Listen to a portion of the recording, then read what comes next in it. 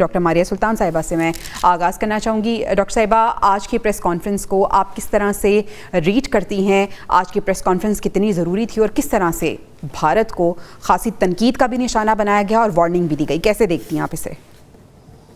دیکھیں، پہلی بات تو یہ ہے کہ میں آپ کے توسط سے پوری قوم کو آج کی مبارکباد دیتی ہوں، کیونکہ مارکہ حق صرف افواج پاکستان کا نہیں لیکن پورے پاکستان کی ایک بہت بڑی فتح تھی، جس سے آج کی جو پریس کانفرنس نے واضح کی ہے وہ یہ ہے کہ ناقابل تردید شواہد پیش کیے ہیں، جس سے جو ہندوستان کی شکست ہے وہ عسکری جتنے بھی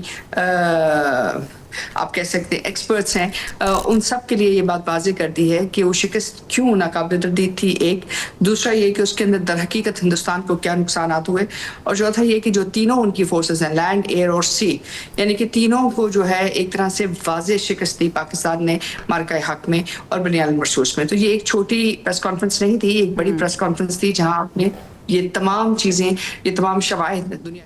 بالکل ایسے ہی چھوٹی پریس کانفرنس نہیں تھی، بڑی ڈیٹیل پریس کانفرنس تھی۔ ڈاکٹر صاحبہ، دو ٹوک الفاظ میں یہ بھی واضح کیا گیا کہ کس طرح پوری قوم جو ہے وہ اپنی مسلح افواج کے ساتھ کھڑی ہے، کیونکہ آپریشن بنیاد المرصوص سے پہلے ہم نے دیکھا تھا کہ کس طرح سے پروپیگنڈا کیا گیا تھا، یہ بتانے کی اور یہ پھیلانے کی ریومرز کوشش کی گئی تھی کہ جو قوم ہے اور جو افواج پاکستان ہے ان کے درمیان کچھ کلیشز پائے جاتے ہیں۔ تو واضح کیا گیا ہے کہ پوری قوم جو ہے وہ سیسا پلائی دیوار یعنی بنیاد المرصوص کی طرح اپنی افواج کے ساتھ کھڑی ہے۔ اسے کیسے دیکھتی ہیں آپ؟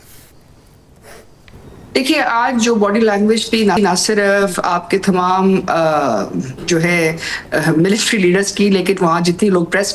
کے بھی موجود تھے، وہ یہ تھی کہ آپ اس بات کو اون کرتے ہیں، پہلی بات۔ دوسری بات یہ کہ ان کے دشمنوں کو جو چیز واضح طور پہ ابھری ہے وہ یہی ہے کہ جو کچھ وہ پاکستان کے بارے میں کہہ رہے تھے وہ غلط ہے۔ تیسرا یہ کہ جو پاکستان کو جن مفروضوں کی بنیاد کے اوپر دنیا کے سامنے پیش کر رہے تھے وہ بھی غلط ہیں۔ آج نہ صرف آپ بین الاقوامی سطح کے اوپر